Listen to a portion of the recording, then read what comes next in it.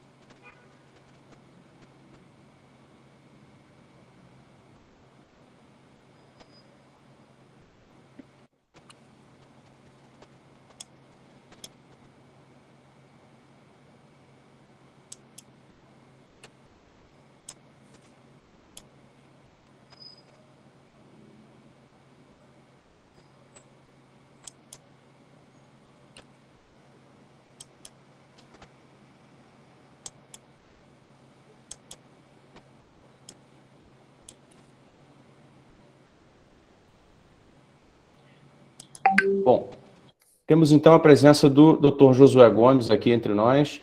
Ele vai fazer umas palavras iniciais do nosso evento. Assim que eu conseguir colocá-lo na condição de colocá-lo na tela grande. Pronto, achei aqui, fixado na tela. Doutor Josué, boa tarde. Eu sou Fausto Oliveira, organizador, junto com o Grupo Brasil Primeiro aqui do nosso seminário Que País Queremos? O senhor é muito bem-vindo, nós agradecemos muito sua participação aqui na condição de uma fala de abertura. Né? Estamos cientes de que o senhor vai precisar, então, nos deixar dentro de alguns minutos. Eu gostaria de pedir, por favor, que o senhor tomasse, então, fizesse uso da palavra imediatamente, como forma de, então, abrir e abrilhantar o nosso evento. Muito obrigado. Boa tarde a todos. Fausto, em primeiro lugar, por favor, doutor, senhor, todos esses outros tratamentos, eu gostaria de ser tratado como Josué, por todos vocês. Até porque eu vi os nomes que compõem esse seletíssimo grupo e são todas pessoas que merecem a nossa admiração, respeito, aplauso, por serem pessoas que pensam o Brasil. Né? Eu tive a honra de ser convidado pelo nosso querido amigo Mário Bernardini para estar com vocês hoje. Infelizmente, eu tenho, de fato, um compromisso às 5 da tarde que vai me exigir que eu me desconecte aqui com vocês em torno das 4h20. Vou perder o debate, que eu acho que é riquíssimo, com um grupo, de fato, extremamente preparado e que pensa o Brasil. Aliás, eu tive a satisfação de ver que vários dos grupos estão conosco hoje na Fiesp, participando ou presidindo conselhos superiores, como é o caso do próprio Mário Bernardino, que faz parte do nosso Conselho Superior de Economia, do professor Luciano Coutinho, que preside o Conselho Superior de Pequena, Média Empresa e Produtividade, e muitos outros nomes que eu vi aqui que fazem parte, colaboram na Fiesp. Vi também os consensos a que o grupo de vocês chegou, e todos me chamam atenção e podem me incluir dentro desta lista de consensos. Aplaudo demais o resumo aqui dos consensos a que o grupo de vocês chegou. Mas especialmente este de propor medidas e políticas que possibilitem o aumento da produtividade e da competitividade da produção de bens e serviços brasileiros, cada vez mais diversificados e complexos, para um desenvolvimento colocado a serviço da sociedade brasileira, que é o objetivo de todos vocês. Então, podem ter certeza que é o nosso objetivo, é o objetivo da Fiesp. Eu aqui vou ser redundante, tenho certeza, com tudo que vocês pensam. O Brasil, que foi o país que mais cresceu no mundo nos primeiros 80 anos do século passado, meio que desandou nas últimas 4 décadas, né? Nós perdemos 3 nas últimas 4 décadas, e especialmente a indústria de transformação sofreu muito. Nós que já tivemos uma participação no PIB de mais de 25%, temos hoje cerca de 11%. Obviamente não é a única razão que explica esta perda de vigor do crescimento econômico nacional, mas certamente está dentre as razões. Nós precisamos, para podermos crescer a taxas elevadas, a única maneira, no meu entender, e parece que também vocês entendem assim, de conseguirmos minorar, inclusive, os problemas sociais que são dramáticos, e vocês listam também nessa lista de consensos esses problemas sociais que é inadmissível, inaceitável que estamos vendo, né? Nós precisamos recuperar o vigor da indústria de transformação. Para isso e com este objetivo, o professor Luciano Coutinho, por exemplo, está capitaneando um grupo de trabalho já com orçamento alocado, tanto do Senai quanto do SEBRE, que está participando deste esforço, para tentarmos aumentar a produtividade de 40 mil pequenas e médias indústrias do estado de São Paulo. Então, é uma jornada de digitalização da indústria paulista. Nós estamos lançando oficialmente ao público este programa agora no final de abril. Convido a todos que puderem participar do lançamento que participem, mas os recursos estão alocados, os profissionais do Senai e do SEBRE já estão disponibilizados para começarmos neste movimento de melhorarmos o processo de gestão dessas pequenas e médias empresas até chegarmos ao nível de digitalização. Este grupo de trabalho, como eu disse, liderado pelo professor Luciano Coutinho, está também negociando com bancos como a Desenvolve São Paulo e outras agências de financiamento, um pacote de financiamento que nos permita oferecer aos empresários financiamentos de longo prazo que possam ser amortizados com os ganhos de produtividade advindos dos processos de aumento de produtividade e digitalização. A Desenvolve São Paulo está totalmente engajada no processo. É óbvio que teve agora, recente, uma mudança do governo do Estado, mas acho que em nada muda a diretriz da Desenvolve São Paulo e, portanto, estamos muito motivados com esse programa. Além disso, como não poderia deixar de ser, precisamos treinar muito profissionais voltados para essa nova fase de digitalização que se acelerou muito com a pandemia. Com esse propósito, estamos fazendo, e já estamos basicamente comprometidos com a Amazon, com a Google, a Microsoft, treinar pelo menos, eram 200 mil profissionais, agora estamos elevando a meta para 300 mil profissionais em tecnologias modernas de informação, como, por exemplo, computação em nuvem, cibersegurança, inteligência artificial, engenharia de software usando técnicas como Agile e outras. Todos os alunos, através do Senai e do SESI, no caso, o ensino médio, podendo contribuir com as empresas industriais de São Paulo e, eventualmente, obviamente, a nossa prioridade são as empresas industriais, mas outros segmentos de mercado, e todos esses profissionais terão, sem custo para eles, e com um custo mínimo para a nossa entidade, porque estamos negociando taxas baratas, certificações internacionais que permitirão a esses jovens trabalhar em qualquer empresa do mundo. Muitas vezes hoje trabalham, não tem sequer sair de casa, né? Trabalham em home office, mesmo trabalhando para empresas na Europa, nos Estados Unidos e em outros países. Então, isso também é algo fundamental. O terceiro ponto fundamental é que estamos trabalhando para ajudar o governo do Estado de São Paulo, juntamente com outras instituições que estão voltadas para a educação, a implantar o 5º itinerário educacional, que começou a vigorar este ano com a entrada da reforma do ensino médio. Vimos com o secretário de Educação, que deixou recentemente a secretaria para concorrer a um cargo eletivo, que foi um grande secretário para o Estado de São Paulo, como a sua substituta, que estava lá como a sua adjunta, a necessidade de instituições como o Senai, mas não só o Senai, dar as mãos às escolas de ensino médio do Estado de São Paulo para implantarmos o 5º itinerário. Só o Estado de São Paulo tem 1,3 milhões de alunos no ensino médio. Obviamente que, do ponto de vista constitucional, vamos dizer, uma função básica do Estado oferecer o ensino médio, mas alguns grandes municípios, como a cidade de São Paulo, também oferecem alguns programas de escola média. Então, vamos também ajudar esses grandes municípios. Mas só o governo de São Paulo tem 1,3 milhões de alunos no ensino médio e estão hoje sem condições de oferecer o 5º itinerário, por várias razões, às vezes até condições, vamos dizer, da engenharia de colocar de pé o curso profissional tecnológico. Além disso, juntamente com fundações privadas, vamos estar mostrando para a sociedade, para os alunos, para os jovens, que o ensino profissional tecnológico é uma excelente alternativa. Hoje, a sociedade brasileira valoriza muito o ensino superior e, às vezes, não dá tanto valor ao ensino profissional tecnológico.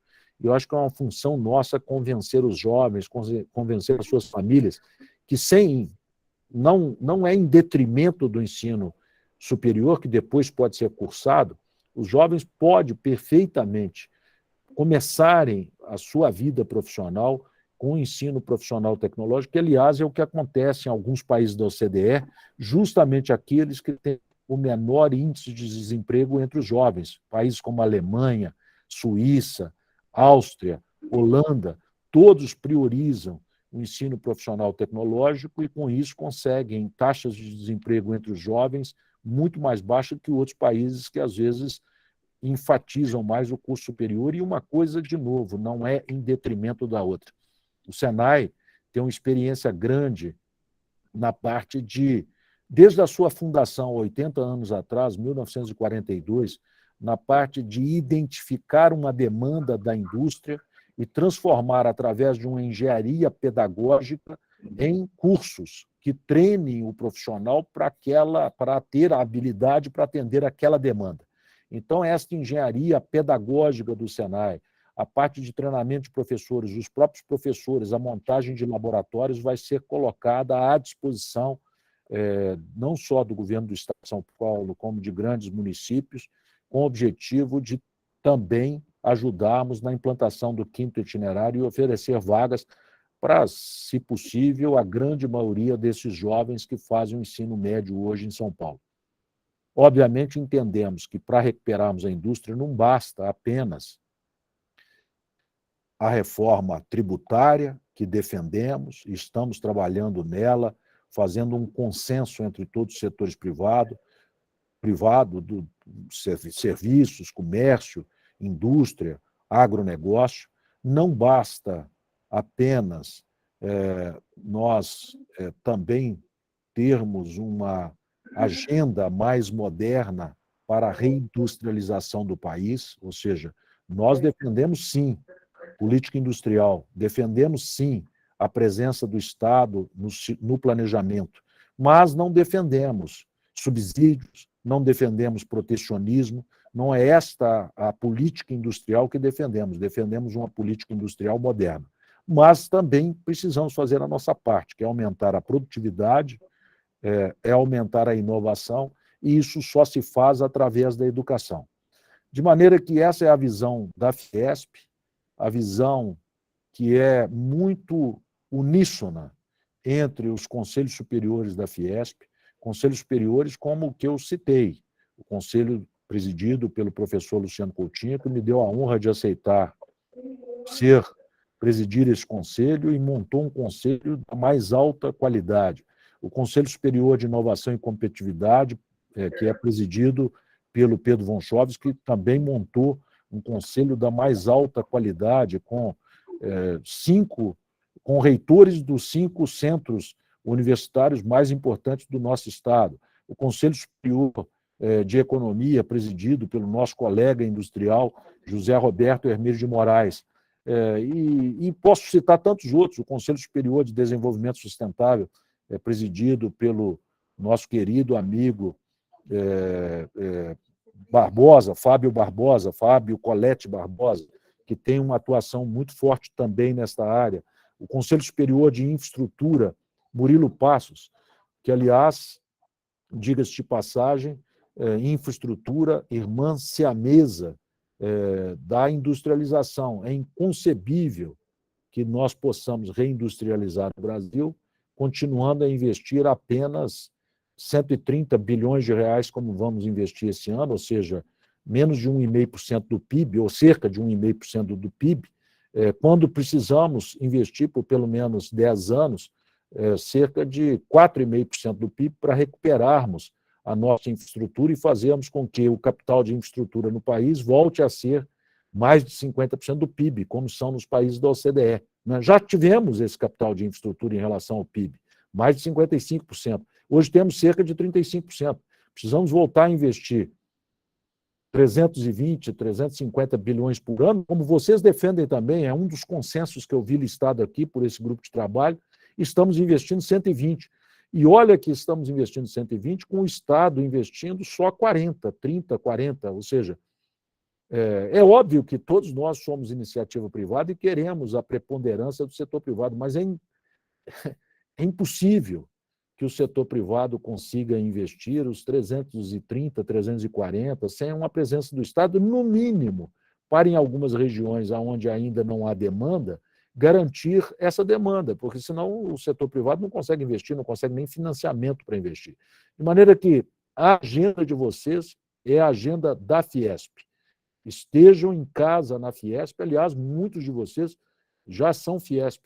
Gostaria que todos passassem a frequentar a Fiesp, nos ajudar a equipe que está lá, não é Josué na presidência, eu sou apenas um membro de uma equipe espetacular, com pessoas realmente brilhantes, como as que eu já mencionei, e outras que eu esqueci aqui, que vão construir, se Deus quiser, um novo país, uma nova era, em que possamos voltar a ostentar as primeiras taxas de crescimento no mundo, como já tivemos ao longo dos 80 anos do século passado, dos primeiros 80 anos do século passado.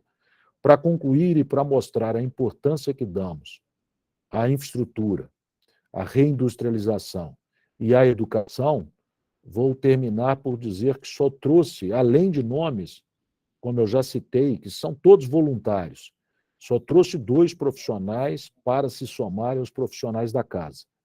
Um é o Wilson Risolia, que foi secretário de Educação no Rio de Janeiro e, depois de uma vida no setor financeiro, se apaixonou pela área de educação e foi um grande secretário de Educação no Rio, todos reconhecem. Depois foi para a Fundação Falcone, no campo da educação, depois Fundação Roberto Marinho, e trouxemos ele para a Fiesp justamente para fazer essa ponte com a educação pública. Sem estarmos de mãos dadas com a educação pública de qualidade no Brasil, dificilmente vamos consertar o problema da educação no Brasil. Por maior que sejam as nossas instituições privadas, nós nunca conseguiremos ter o alcance da educação pública. Por exemplo, o SESI É uma instituição espetacular, 97 mil alunos, e é uma das maiores do Brasil. É nada perto dos 6 milhões de alunos de escolas públicas no estado de São Paulo, cerca de 6 milhões de alunos. Então, trouxemos o professor Risoli. E trouxemos também o Igor Rocha, o nosso economista-chefe, e por duas razões importantes. Primeiro, pela sua inteligência, pelo seu brilhantismo, e pelo fato que me chamou muita atenção de um jovem economista que não foi cooptado pelo setor financeiro, foi fazer seu PhD na Europa em assuntos ligados à indústria, à política industrial, assuntos ligados à economia real. E esteve na Abdib, ou seja, nada melhor do que um profissional oriundo de uma associação ligada à infraestrutura para trazer justamente essa ligação, infraestrutura e reindustrialização. De maneira que são essas as palavras, aplaudir o grupo, tenha certeza que vão sair propostas brilhantes deste grupo tão seleto, agradecer, e eu vou agradecer através do Bernardino de ter me feito o convite, pedir desculpa que eu não vou poder assistir até o final, mas termino por aqui e vou estar ouvindo vocês até a hora que eu puder e tiver que sair. Muito obrigado a todos.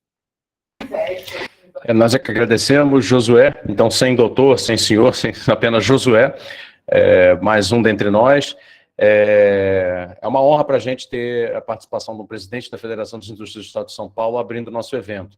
Eu vou então passar a próxima parte, que é realmente a parte do debate, em que nós vamos ter a presença do jornalista José Paulo Kupfer, dos professores André Roncalha, da Unifesp, e Samuel Pessoa, da FGV IBRE, para dar prosseguimento aqui ao nosso debate, então, sobre o tema Estado, Mercado e Políticas de Desenvolvimento.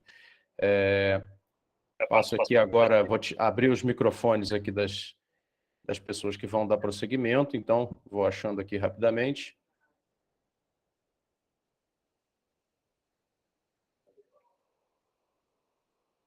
O meu está aberto aqui, parece. Ótimo. Eu estou vendo aqui, na verdade, o André e Samuel, por favor, abram seus microfones. Eu não consigo ativar o microfone de outra pessoa. Então, abram seus microfones, por favor.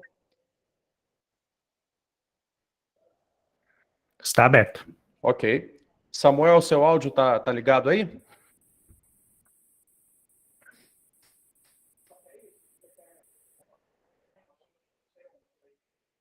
Bom, eu vejo aqui que sim, né? Samuel está com o áudio aberto também, né?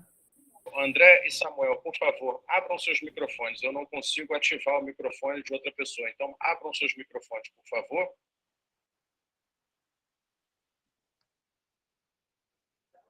Ok. Samuel, seu áudio está ligado aí? Ele não está aparecendo também, nem o vídeo dele. Eu acho que tem alguém que está com um delay enorme aí. Que sim, né? Samuel está com o áudio aberto também, né? Vamos começar, Zé Paulo. Então, por favor, em respeito do horário, você pode puxar então aí o debate. Vamos lá, o José Paulo Kupfer, jornalista do UOL. Boa tarde a todos. Foi uma surpresa e uma honra o convite que o Fausto fez para eu mediar esse debate. A primeira coisa que eu quero dizer é que eu não pretendo falar muito, só quero mediar. São dois economistas. Vamos começar, Paulo. Então, por favor, em respeito do horário, você pode puxar então aí o debate. Está tendo uns delays aqui. Então,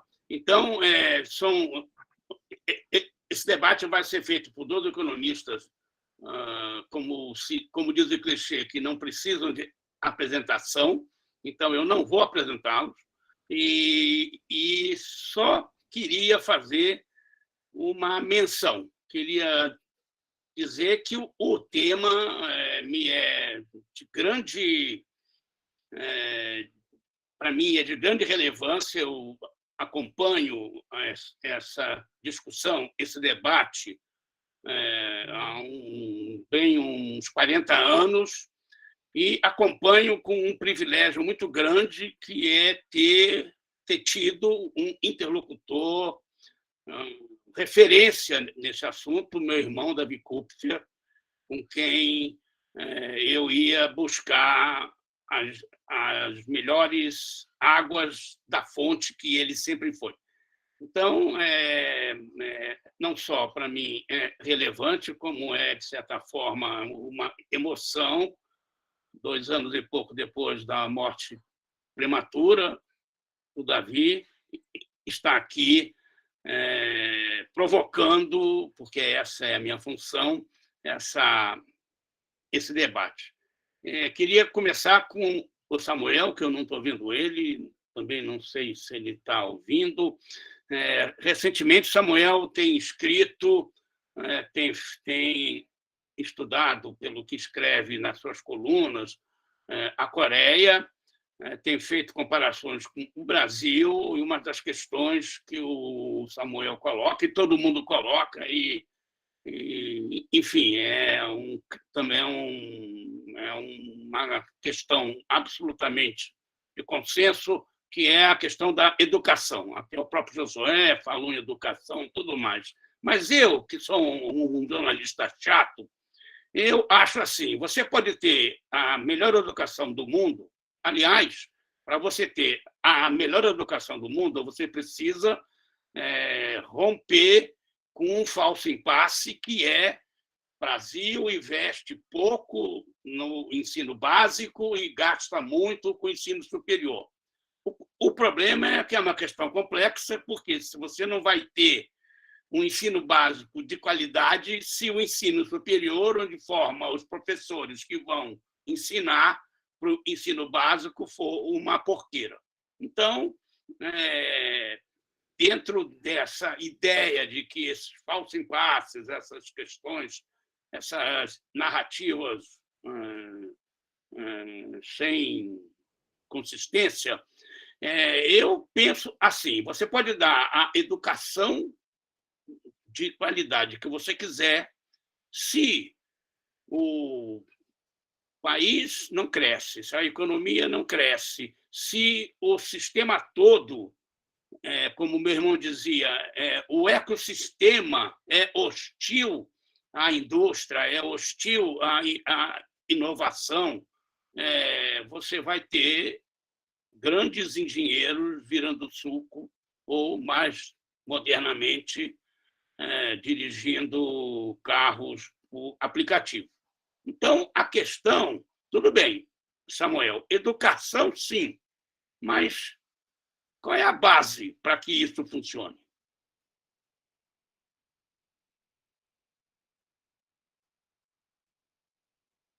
Cadê o Samuel?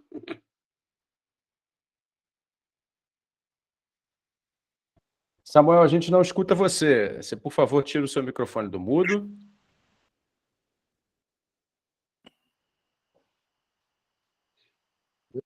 Não sei também se ele ouviu a pergunta.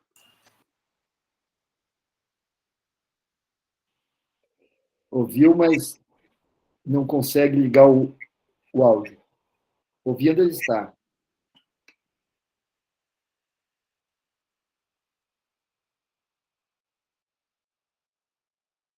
Eu acredito que ele vai tentar entrar novamente, então, né? Talvez. Então, talvez, André, você pode...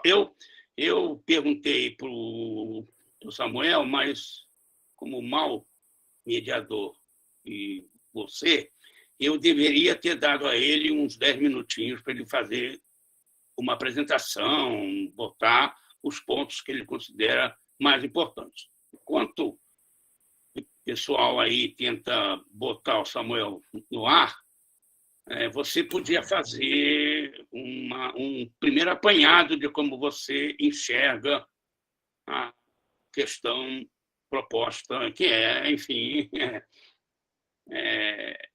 tudo sobre a industrialização, né? O mercado, o Estado e o desenvolvimento. Então, você tem uns 10 minutinhos, pode usar todo ou pode usar menos, não tem problema, para dar um esquenta, vamos dizer assim, no tema. Tá bom, Zé Paulo, agradeço demais pela abertura. É uma pena, eu queria ouvir a primeira reação do Samuel a essa questão, mas a gente pode também retomar isso mais adiante. E quero também agradecer aqui ao Fausto pelo convite e essa audiência incrivelmente qualificada.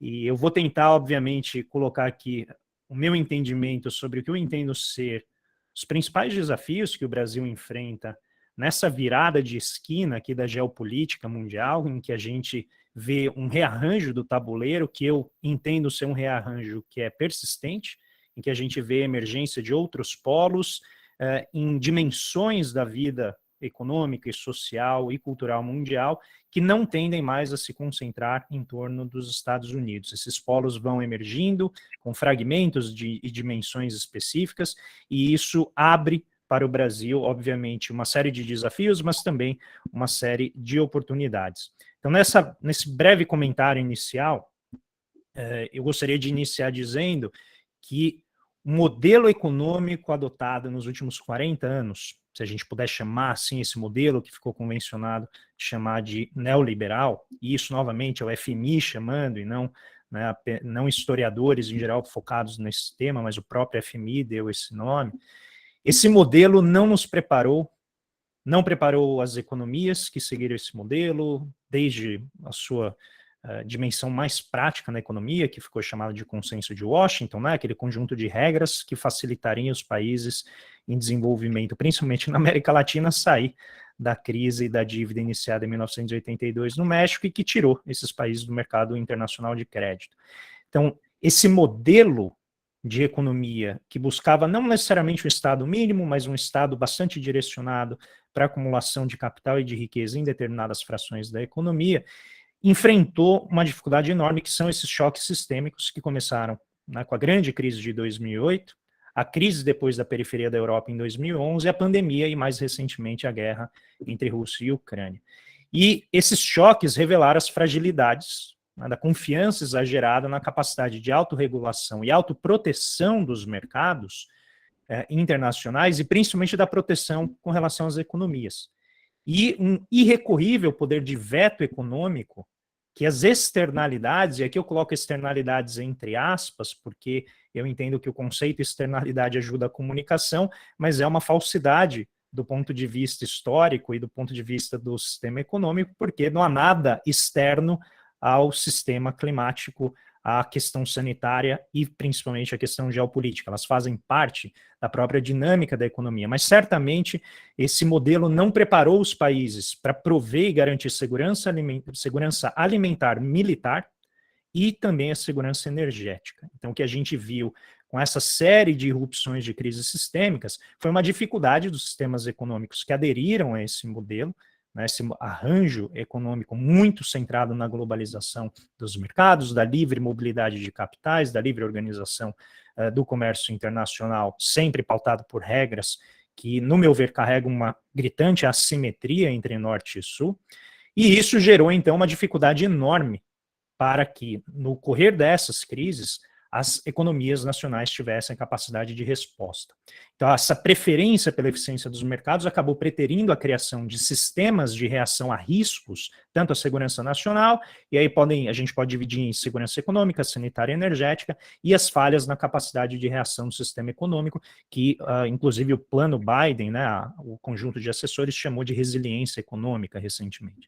Então, nesse contexto, vários anseios antigos ressurgem agora com uma nova roupagem, que é a prioridade a uma hierarquia, só que agora nova, de valores que vão orientar a política econômica, ou seja, não deixar mais na mão dos mercados, entender para onde as nossas economias vão, para onde a gente deve atuar e principalmente resgatando a capacidade de atuação do Estado. Então, a incapacidade de entrega de maior crescimento econômico, que por sua vez, na visão do modelo neoliberal, promoveria a paz mundial e reduziria as desigualdades, acabaram desacreditando esse conjunto de políticas e a sociedade, então, passou a buscar um propósito compartilhado com essa ferramenta magistral, tanto do ponto de vista alocativo, quanto do ponto de vista epistêmico, para os hayekianos aqui presentes na produção de conhecimento, que é o mercado.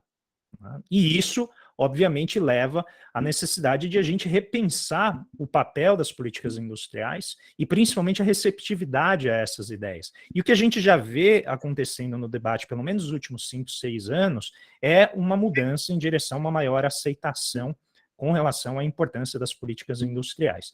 Então, acho que o primeiro ponto é a gente entender que não tem mais espaço para dizer se a gente tem que fazer política industrial.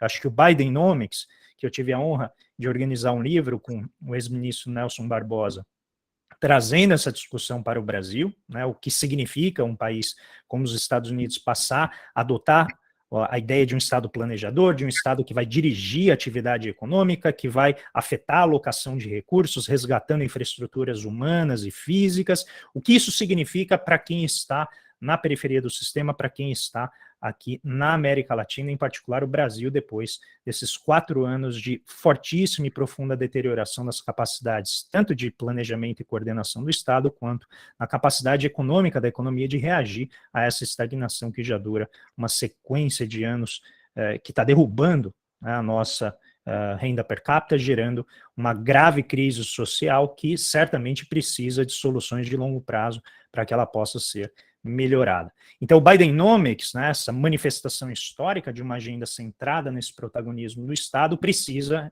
na minha visão, ter a sua cara tropical, precisa ter a sua cara brasileira, e eu acho que esse é um momento importante para a gente discutir, mas começar a discutir, obviamente, em mais detalhes, né, como que a gente vai fazer. Então, um pouco a perspectiva que eu pretendo trazer aqui nesses primeiros minutos aqui é que quando a gente pensa o Brasil, eu entendo que 3 grandes conceitos, ou termos, ou expressões precisam ser resgatadas e precisam ter a sua centralidade restaurada no debate. O primeiro é o termo soberania, e a soberania pode ser, então, atribuída a diferentes dimensões da nossa sociedade. Eu entendo que soberania econômica e tecnológica deveriam ser um valor substantivo a guiar a nossa atividade, como o Velho Furtado sempre colocou para a gente. A sociedade precisa ter os seus fins claros e não ficar apenas discutindo a lógica dos meios, sobre qual é a melhor forma de atingir um meio que é determinado por uma entidade que não atende necessariamente a preceitos democráticos. E, novamente, quem conhece o Hayek sabe que o mercado não precisa necessariamente de democracia para funcionar. Segunda expressão, desenvolvimento nacional.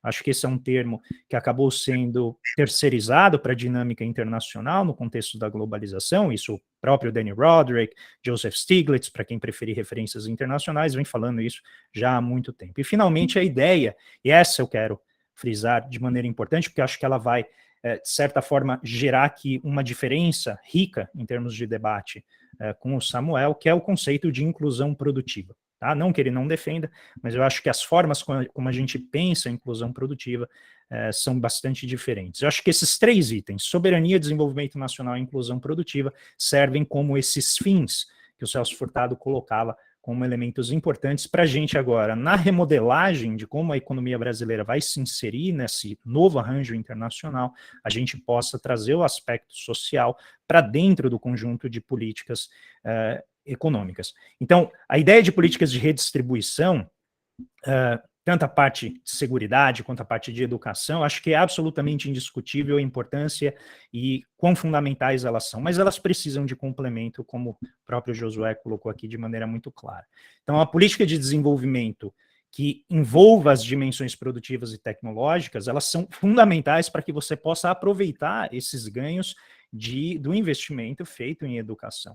A gente tem a situação brasileira caótica em que não faz mais sentido a equação de Mincer, né, em que frequentemente se utiliza que cada ano de estudo gera 10% a mais de rendimento. Eu sei que isso é praticamente uma pedra filosofal da profissão do economista, mas eu tenho muita dúvida se isso ainda vale numa economia como a nossa, porque a gente já virou quase que um meme. Isso já está na boca dos comediantes. Eu recentemente assisti um comediante, ele estava na plateia e ele pergunta, você faz o quê? E a pessoa da plateia fala, sou engenheiro de produção. Ele fala, então tá quase Uber, né? Só mais um pouquinho você já vira Uber. Isso já está na boca dos comediantes. E eu acho que essa é uma realidade que tem muito a ver com a maneira como a gente aproveita aquilo que se convencionou chamar, que eu também acho o nome bastante pobre na literatura econômica, que é capital humano. Mas, na ausência de uma terminologia que permita uma discussão, a gente usa esse termo. Isso significa o quê?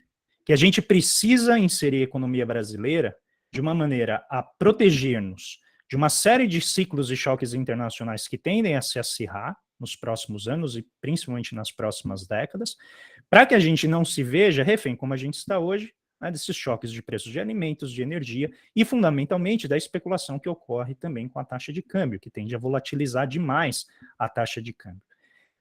Finalmente, a desindustrialização brasileira, ela não é apenas um fenômeno precoce para o nosso nível de renda, né? A gente tem um nível de renda per capita em dólares muito baixo para já passar por um processo de perda de tecido industrial como que a gente vem passando. Isso é já amplamente registrado na literatura, a gente tem vários colegas muito qualificados que trabalham nessa seara, e o problema dessa desindustrialização é que ela é muito acelerada. E dentre as diversas causas que a gente pode usar para explicar, que vai desde a dinâmica da taxa de câmbio, mas passa pela estrutura tributária, que o Josué mencionou aqui, que tem um forte viés regressivo e distorsivo, não apenas do ponto de vista da composição setorial, da dinâmica setorial e do perfil exportador, mas também do ponto de vista da distribuição de renda e de riqueza, que tende a gerar um sistema econômico que faz com que as nossas empresas, infelizmente, não consigam crescer, à exceção daquelas já grandes que conseguiram constituir um sistema organizacional razoavelmente amplo, né? Mas a vasta maioria do nosso sistema empresarial é um sistema de pequenas empresas que tem até 30 funcionários, né? A gente não está falando de um sistema econômico que tem um número muito grande em termos representativos da economia como um todo de empresas maiores. Além disso, um sistema deficiente de financiamento, e eu estou falando de um sistema de financiamento paciente, nos termos da Mariana Mazzucato, que olha o longo prazo, e está observando exatamente o alinhamento não apenas às mediações feitas pelo mercado, mas a esses fins da sociedade de maior inclusão produtiva, de redução da desigualdade social e também maior formalização e segurança econômica no emprego. Isso significa, por fim, adicionar dois aspectos importantes que o nosso querido professor Davi Kupfer, que o Zé Paulo aqui mencionou, ele sempre colocava, primeiro, a política macroeconômica, que é excessivamente sensível e muito responsiva à inflação de custos, que gera essa reação da taxa de juros por parte do Banco Central de subir excessivamente para segurar os outros preços da economia, que tem uma série de efeitos setoriais importantes, em particular sobre a manufatura, sobre a indústria de transformação. E, finalmente, o desafio que eu considero o maior de todos, que é a consolidação do Sistema Nacional de Inovação, que gere uma disciplina sistêmica para a iniciativa privada e também para a estatal. Ou seja, isso que o professor Davi Kupfer chamava do miolo ausente da economia brasileira é algo que a gente nunca conseguiu fazer, e nesse ponto eu me alio a uma das críticas que normalmente se faz ao modelo desenvolvimentista entre os anos 30 e os anos 80, que a gente nunca conseguiu consolidar esse Sistema Nacional de Inovação. Então, a doença industrial brasileira, que o professor Davi Kupfer colocava, que é inclusive um dos capítulos do Bidenomics, no qual eu autoro para manter e celebrar essa tese que o professor deixou para a gente refletir, ela vai se manifestar num curto prazismo, que é não apenas minimizador de custos, mas ele também posterga investimentos por conta exatamente de um ciclo econômico brasileiro, que tende a ser muito breve nas expansões, que, se a gente lembrar o Keynes, é quando os empresários ganham maior confiança para investir, e excessivamente demorado nas recuperações, com graves efeitos sobre a estrutura econômica, que vão reforçar, na minha visão, também a desindustrialização da economia brasileira. Então, desde os aspectos mais macro de política econômica, que vão afetar os ciclos de crescimento da economia brasileira, até os elementos microeconômicos, que esses são fartos para a gente também discutir e desenvolver possíveis políticas, o desafio brasileiro, na minha visão, vai ser reconstruir essas capacidades produtivas e tecnológicas, só que dentro de um plano de saída de curto prazo dessa crise, mas também de entrada num novo contexto internacional que vai requerer, na minha visão, um novo modelo econômico nacional. Ou seja, a gente vai precisar, de cara, ao longo dos próximos anos, gerar pelo menos 20 milhões de empregos urbanos e garantir uma mínima segurança econômica a mais de 25 milhões de pessoas subocupadas e segurança alimentar a mais de 100 milhões de pessoas que vêm passando por alguma dificuldade nessa seara.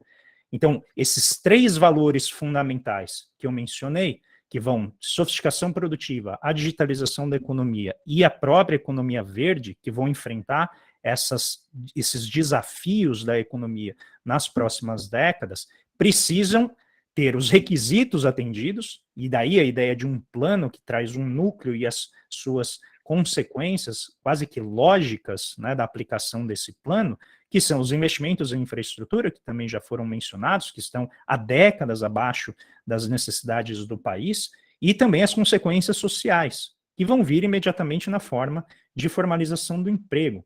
Porque uma característica fundamental da indústria, e todos aqui já estão cansados de saber disso, não é apenas aquela que gera difusão e a capacidade de autogeração de conhecimento e de tecnologia, mas é aquela que gera maior qualidade, maior quantidade de empregos formalizados que geram essa segurança econômica, que outros países também viram, né, se esboroar no tempo. O caso americano é um caso importante nesse sentido. Então, e aí para eu finalizar, eu acho que o nosso desafio de entrar nessa indústria 4.0, com toda a sua internet das coisas, inteligência artificial, de fato vai exigir uma integração com o nosso sistema industrial.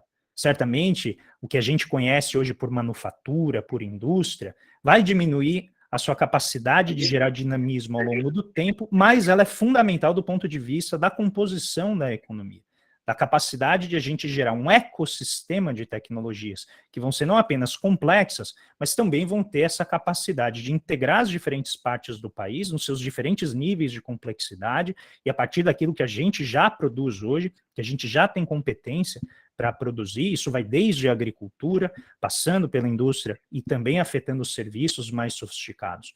Então, esses três valores fundamentais me parecem ser os grandes desafios que a gente tem, tendo o Estado como um agente coordenador dessa atividade. Eu acho que essa nova agenda de política industrial que emerge com uma discussão tanto internacional quanto nacional, vem justamente, né, oferecer um aprimoramento da qualidade dessas parcerias entre Estado e mercado, sob o olhar vigilante da sociedade civil, para que esses valores, caso eles sejam aqueles escolhidos, né, pela sociedade, possam ser observados ao longo da execução desses planos. E, finalmente, a metodologia que eu entendo ser talvez aquela mais consensual dentre as críticas feitas às políticas industriais, é que elas sejam políticas breves, focalizadas a partir de objetivos que estejam alinhados com a sociedade e que consigam dar um resultado rápido e principalmente uma porta de saída para evitar os típicos problemas associados ao patrimonialismo, ao clientelismo, que facilmente acometem relações Estado e mercado em sociedades muito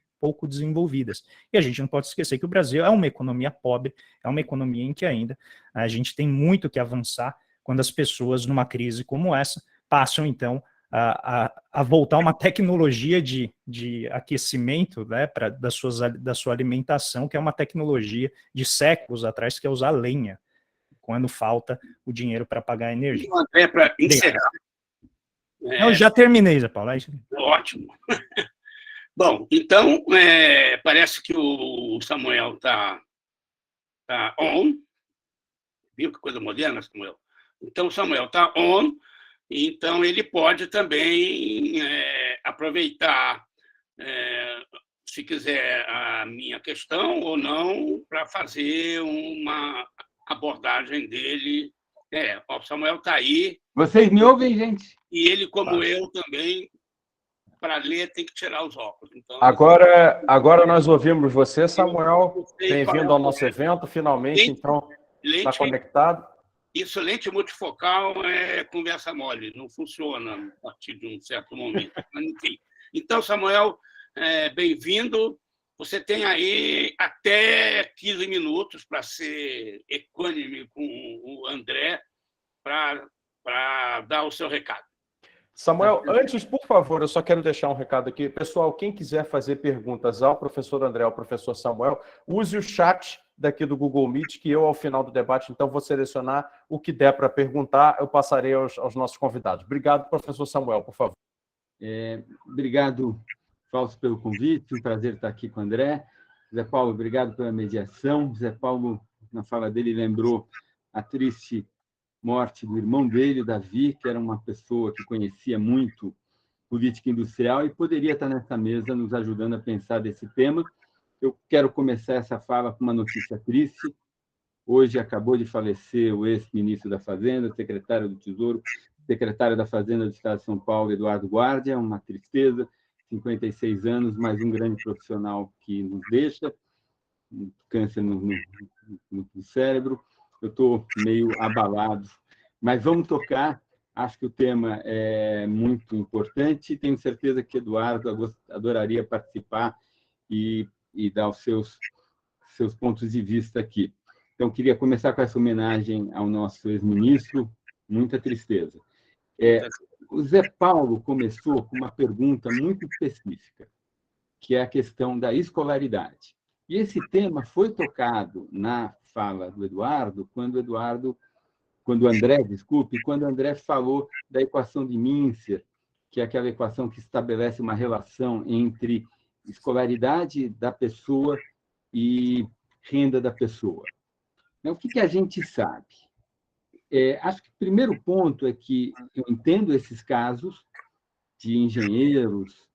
Em geral, os economistas, quando estudam educação, a gente principalmente enfatiza os níveis mais fundamentais. Quer dizer, a educação que tem ainda mais um caráter público, uma natureza de bem público, é o Fundamental 1. É a pessoa ser muito bem formada no fundamental. O curso de engenharia, ele já é, ou outros cursos superiores, eles já são cursos que têm uma natureza de bem privado. Em que sentido que eles têm uma natureza de bem privado? No sentido que, pelo diferencial de salário, se a pessoa fizer uma opção boa, dada a natureza do mercado de trabalho daquela sociedade, ele vai recuperar o investimento que ele fez pelo diferencial de salário. Mas o que a gente sabe até hoje é que, quando a gente abre uma PNAD, que é uma pesquisa que envolve 300 mil famílias, uma análise por amostragem do BGE, e calcula a equação de Mincer, ela continua valendo para o Brasil, bonitinha. Acho, até onde eu sei, ela está dentro, é um padrão, ela vale, ela é observada, e existe no Brasil, não só no Brasil, é um fenômeno universal, uma relação positiva entre anos de escolaridade e renda que as pessoas fazem. A questão que fica, acho que essa é a pergunta, e aí eu, como economista de uma tradição mais liberal, tenho uma visão diferente do André, e eu sei que o Zé Paulo também tem uma visão diferente da minha, que é a questão das ocupações e das habilidades embutidas na pessoa. A visão mais liberal minha diz, se você fizer tudo certo, se tiver uma escolaridade de qualidade, as ocupações aparecerão. E é possível que eu esteja errado, tá? Não vou ficar aqui brigando com isso.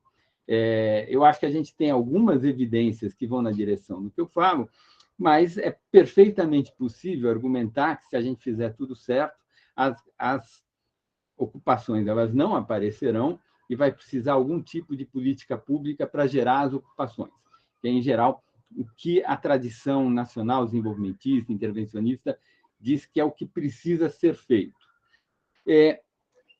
Aí, eu sou meio...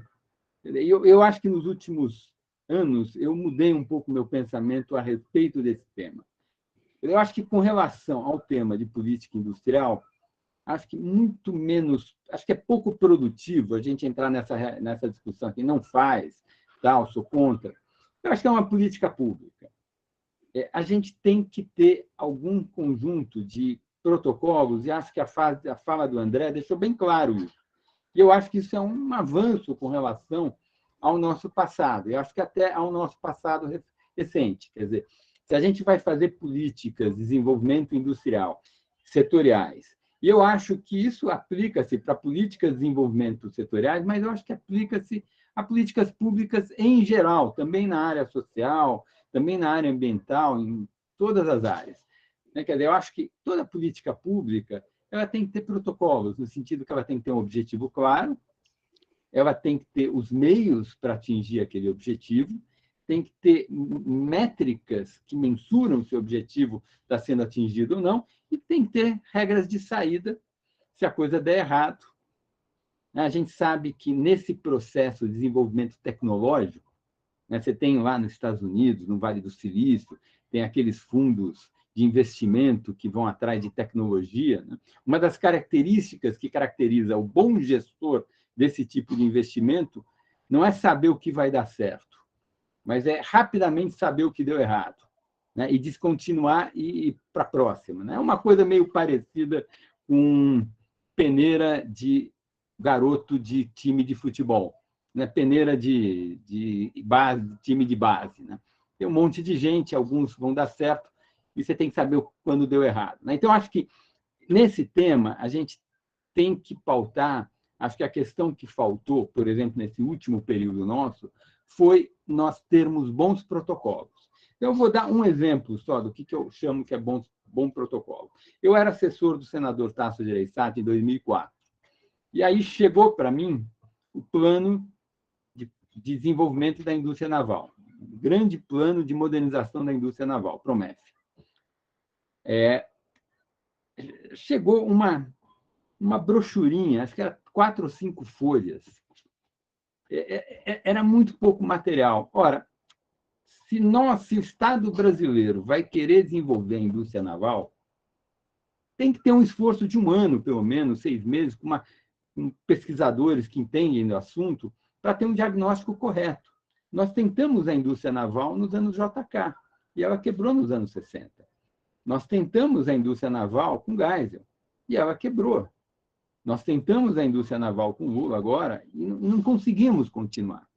Então, e por outro lado, tem evidências, tem trabalhos que mostram que uma intervenção muito pontual da Coreia entre 73 e 79, e eu enfatizo aqui porque 73 e 79 é um período mais curto do que 2006 e 2014, que foi o período em que nós tivemos o maior intervencionismo ultimamente. Essa intervenção na estrutura produtiva coreana, que houve entre 73 e 79, gerou uma mudança forte naquela indústria, e a intervenção entrou, houve a intervenção, os objetivos foram atingidos e os instrumentos foram retirados. E aí você teve uma transformação e a coisa andou com as suas próprias pernas.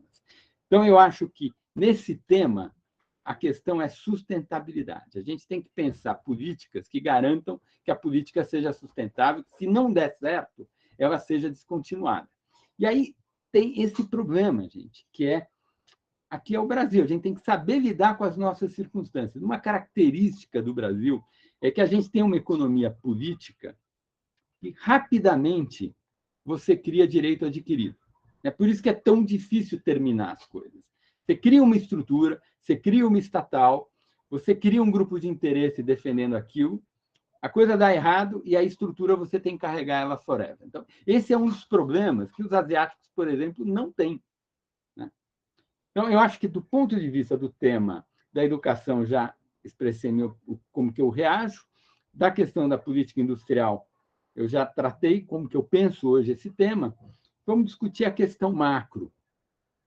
Primeiro, eu acho que a indústria é um setor que sofre muito. Sofre muito porque é um setor que a carga tributária sobre ele é maior do que serviços e agropecuária. E eu acho que a gente tem que equilibrar esse negócio. Tá? E aí tem um problema, né? Que país nós queremos? É o título dessa mesa. Ora, país nós queremos, nós somos uma democracia. E a gente já sabe que país que a gente quer, porque a gente sabe como que a sociedade tem se pronunciado nas urnas. E a sociedade quer um país com uma carga tributária elevada e quer muita transferência para um estado de bem-estar social. O Brasil gasta com programas contributivos e não contributivos para aposentadoria 13% a 14% do PIB. O Japão gasta 13%. O Japão tem uma razão de dependência, que é a proporção de pessoas com 65 anos ou mais, como proporção da população ativa, de 47% do PIB. O Brasil tem uma razão de dependência de 13%. A gente, com uma razão de dependência 3 vezes menor do que a japonesa, gasta com proporção do PIB, com programas contributivos e não contributivos para aposentadoria, o mesmo que o Japão. Então, essa é uma escolha que nós tivemos. A gente tem uma carga tributária muito elevada. Tenho até dificuldade de achar que o Estado brasileiro, que a economia brasileira é neoliberal. A gente gasta 34% do PIB, a gente arrecada, a gente tem O Chile, dá para dizer que o Chile é meio neoliberal. O Brasil, não. A gente tem uma carga tributária super alta, a gente tem um gasto público super alto, a gente tem uma dívida pública super alta. Essa coisa de Estado mínimo, eu nunca entendi esse papo de Estado mínimo. Que história é essa de Estado mínimo? No Brasil, entre os emergentes, tem Estado máximo. É difícil achar emergente com Estado maior do que a gente acha. Você tem que ir para a Europa Oriental. Os Estados da Europa Oriental, até pela herança do governo comunista, da União Soviética, eles têm uma carga tributária parecida com a nossa ou até maior do que a nossa. Mas no mundo da América Latina e dos outros emergentes, o Brasil é o campeão de carga tributária, de tamanho do Estado, de políticas sociais. Então, agora, o problema é que a sociedade escolheu ter uma carga tributária alta e escolheu ter um estado de bem-estar social. E há uma incompatibilidade, no meu entender, entre estado de bem-estar social e estado intervencionista. E, na verdade, a gente viu essa incompatibilidade lá na virada dos anos 50 para os anos 60. Quando a gente lê os textos do Furtado daquela época, é muito claro essa incompatibilidade, e o Furtado reconhecia essa incompatibilidade, essa dificuldade. Furtado queria que a solução fosse, e eu acho que ele estava correto, para o aumento de carga tributária. E, de fato, a solução foi essa, porque veio o golpe militar arbitrou o conflito distributivo que existia na sociedade naquele momento, e a maneira de arbitrar o conflito distributivo naquele momento foi aumentar a carga tributária. A gente sabe que o programa econômico do governo Castelo Branco, primeiro, era muito parecido com o plano trienal do Celso Furtado, e promoveu um enorme aumento de carga tributária, que era o que o Furtado dizia que precisava naquele momento. Então, eu acho que hoje a gente tem esse dilema, e esse é o dilema da indústria. Então, acho que o primeiro objetivo da indústria seria reduzir os custos microeconômicos imensos que a indústria tem de operar no Brasil. Eu acho que a agenda da indústria hoje é a PEC 45, ou a 110, eu prefiro a 45. A gente tem que reduzir o custo de observância, tem que reduzir o custo de litígio. A indústria, por ser a indústria de transformação, porque é aquele setor que tem as cadeias produtivas mais longas, ela sofre muito com a complexidade tributária e com elevadíssimo custo de conformidade que existe no Brasil e com elevado grau de litígio ensejado por esse elevado grau de complexidade. Então, acho que a primeira agenda é uma agenda de reforma tributária na direção da PEC 45. Acho que vai ser uma pequena revolução na indústria de transformação se a gente conseguir aprovar um projeto com esse teor.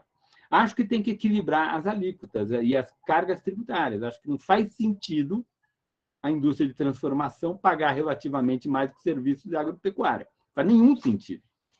As pessoas dizem, Samuel é contra a Fiesp, Samuel é contra a indústria, Samuel é liberal. Agora, eu contra a Fiesp, contra a indústria, liberal, seja o que eu for, eu sempre reconheci que é um absurdo a estrutura tributária, o impacto que tem sobre a dificuldade de gerir a indústria no Brasil, com essa complexidade imensa, com esse elevadíssimo custo de observância da legislação tributária que a gente tem. É até meio maluco que a gente tem indústria ainda funcionando. Quando a gente olha como que o Brasil é, meu Deus do céu, como que os caras conseguem. Aí eu acho que, na macro, a coisa é ruim para a indústria. Eu não sei muito como resolver isso. Vou lembrar uma coisa para vocês. Peguem o gráfico da participação da indústria no PIB nos últimos 30 anos. Então, esse negócio cai. Tem um período que esse gráfico sobe. O período que esse gráfico sobe é entre 1998 e 2005. Tá? Se você pegar esse período, de 98 a 2005, a participação da indústria no PIB brasileira sobe. Por que ela subiu, gente? O que aconteceu entre 98 e 2005? Entre 98 e 2005, houve um longo processo que envolveu 2 governos, segundo mandato do FHC e primeiro mandato do Lula, de construir um ajuste fiscal estrutural de longo prazo. A gente saiu de um déficit público em 97, estrutural, na União, de uns 2% do PIB, e lá em 2004 a gente tinha um superávit primário estrutural na União de quase 3% do PIB. Então, houve um aumento da poupança pública nesse período de quase 5 pontos percentuais do PIB, muito pela receita, tá? A gente sabe disso, o grosso foi para o aumento de impostos.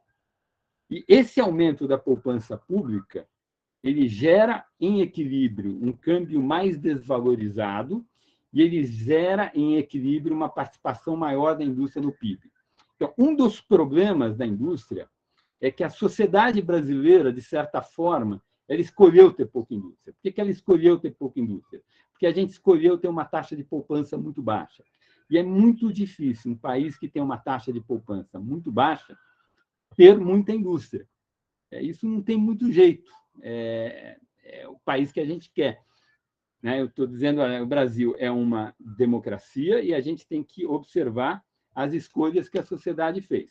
Então, do ponto de vista macroeconômico, eu acho que a gente tem uma restrição dura para a indústria, que não tem muita saída, porque a economia política do país é anti-industrial, de certa forma. Digamos assim. Com isso, eu terminei meus 15 minutos. Obrigado pela atenção de vocês. Passo a palavra ao nosso mediador, Zé Paulo Kupfer. Muito obrigado. Zé Paulo, tira o seu microfone do mudo, por favor, Zé Paulo. Tirar do mudo, porque... Bom, você gastou um pouquinho menos dos que os 15 minutos, a gente vai, então, tentar não desperdiçar esse tempo a mais. Eu acho que agora o André poderia comentar o que o Samuel falou, e depois o Samuel comenta o que o André comentou em cima do que o Samuel falou. Acho que a gente vai ter uma coisa mais rica. Eu só deixo para os dois, já que eu estou aqui para isso, a questão das desigualdades enfim, a sociedade brasileira também faz as suas escolhas. Eu sempre digo que o regime tributário é a impressão digital de uma sociedade. Diz-me como tributos que te direi quem és. E aí, essas enormes desigualdades, o enorme peso dos tributos indiretos, né? O enorme desequilíbrio da carga tributária. Eu, que sou PJ, pago nem 10% de imposto. Esse aqui é um país ultraliberal comigo. Porém, o pessoal de 2 salários mínimos já é um pouco diferente. Talvez o Japão também seja um pouco diferente. Lá, os velhinhos são muitos, mas eles têm renda melhor e os impostos talvez não sejam. Olha, já que eu estou falando, vou aproveitar. Anos atrás, eu não consegui mais checar essa informação. Eu sabia que ICMS de comida de gato era quase 1/3 de comida de gente. Comida de gente tinha uma alíquota média de 18%, de gato era 7%. Eu não sei como é que isso ficou. Eu dizia assim, mas esse país é muito louco. E depois eu pensava assim, mas lá no Nordeste, que tem muita gente pobre, onde é que o Estado vai arrumar dinheiro para as escolas, para a saúde, não sei o quê? É na renda? Não tem renda. Onde vai arrumar?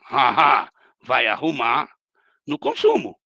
Então, a questão que eu vou colocar para depois que vocês façam um debate, é o seguinte: por que isso acontece? Por que a carga tributária é regressiva? Por que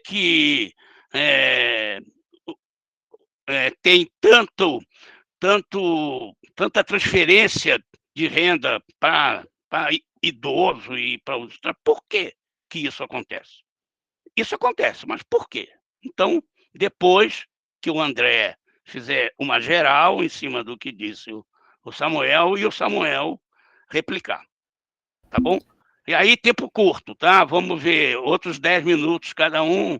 Não, acho que nem precisa de tudo isso, porque então, a gente está mais concordando do que discordando. Então, vamos lá, isso é bom. Então... Esse é um movimento que eu salientei no início da minha fala, que conforme você vai tendo mudanças, que são, inclusive, nos problemas enfrentados pelos países, a própria agenda de pesquisa, as opiniões da profissão também vão mudando, né? Elas vão flexibilizando em alguns pontos, vão se tornando mais críticas em outros. Então, pelo que a gente vê aqui, não existe mais, pelo menos aqui nessa discussão aqui, a ideia de se temos que fazer política industrial. Acho que já está razoavelmente aceito de que a gente tem que fazer, porque se a gente não fizer, os outros estão fazendo. Então a gente também fica desalinhado. A questão é como.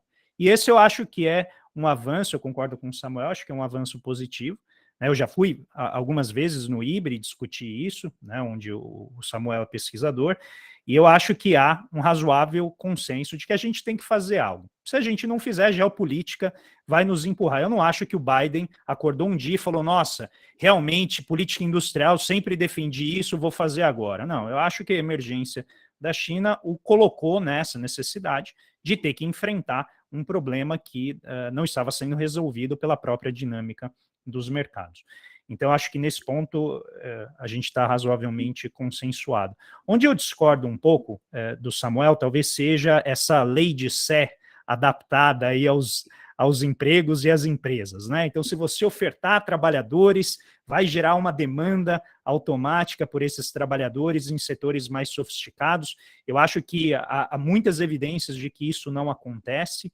Eu acho que o bolsão de desemprego, de subemprego e de subocupação que a nossa economia enfrenta, ele tem características de curto prazo, né? Tem fatores associados ao próprio ciclo econômico, à política macroeconômica de curto prazo, mas tem também uma raiz estrutural. E, novamente, os Estados Unidos estão passando por um problema estrutural de gerar bons empregos. Uma economia como a nossa, que está atrasada tecnologicamente, que está há 30 anos com um crescimento muito baixo, com uma dificuldade muito grande de evitar a desindustrialização acelerada, também inevitavelmente vai passar por isso. Então, eu acho que nesse ponto, a gente precisa dar uma atenção mais ao tipo de produção que a gente faz. E aqui é uma diferença que eu acho que é marcante entre as nossas abordagens, é que eu entendo que o perfil de composição do PIB, ele é importante. Eu acho que nutrir a indústria e tudo aquilo que vem a partir de uma base industrial, com as capacitações de produção tecnológica, a capacidade de montar um sistema de inovação que possa nutrir e endogenamente gerando novas oportunidades é absolutamente necessário. Onde eu concordo com a abordagem do Samuel é que eu acho que não dá para fazer também tudo da noite para o dia. E aqui um ponto central que eu provoco, o Samuel também para ver a reação dele nesse sentido, o Brasil ele tem uma estrutura produtiva que precisa ser mantida, e eu concordo que uma reforma tributária que desonere da maneira distorcida que hoje faz a indústria, o nosso sistema tributário, e eu tenho dúvida se ele vai causar uma revolução. Eu concordo com você que talvez ele certamente alimente bastante a atividade industrial, aumente a nossa competitividade, pode desfazer uma série de distorções que hoje estão embutidas na estrutura tributária e certamente as cadeias longas, acho que é indiscutível. A minha preocupação, Samuel e os demais que estão aqui acompanhando a gente, é como que a gente vai entrar na nova economia. Porque esse setor que você colocou, que eu concordo, ele vai se beneficiar, mas ele está há décadas com uma dificuldade enorme de investir em inovação, em pesquisa e inovação. A gente tem uma série de dificuldades aqui que envolvem a própria produção de conhecimento, a difusão de conhecimento.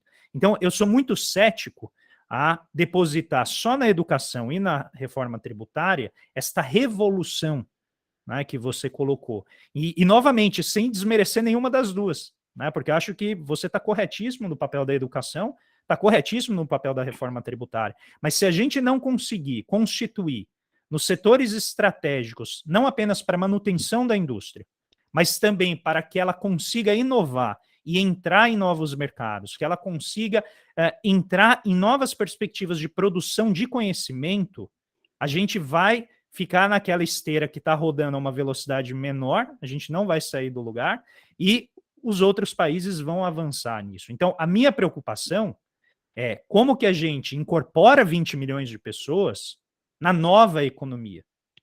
Não nos setores que já estão consolidados. Eu concordo absolutamente. Vai ter aí uma parte que vai empregar mais, eu sei, mas a minha preocupação é como que a gente faz para produzir conhecimento profundo da Amazônia em vez de ter pesquisador sueco e holandês vindo aqui produzir esse conhecimento para depois a gente comprar medicamento por 1000 vezes mais caro do que ele custaria se a gente produzisse, né, aqui. A minha preocupação é como que a gente faz com que o setor de semicondutor, que eu não tenho absolutamente nenhuma esperança que a gente se torne uma China ou uma Coreia, como que a gente consegue, a partir das condições já instaladas, e aí o caso Ceitec, que sempre é motivo, né, de discussão, como que a gente poderia nutrir esse ecossistema? Né? E nisso eu discordo um pouco do Josué, de maneira respeitosa, com relação aos subsídios. Há vários setores da nova economia que países, em vários outros países, recebem subsídios incrivelmente generosos.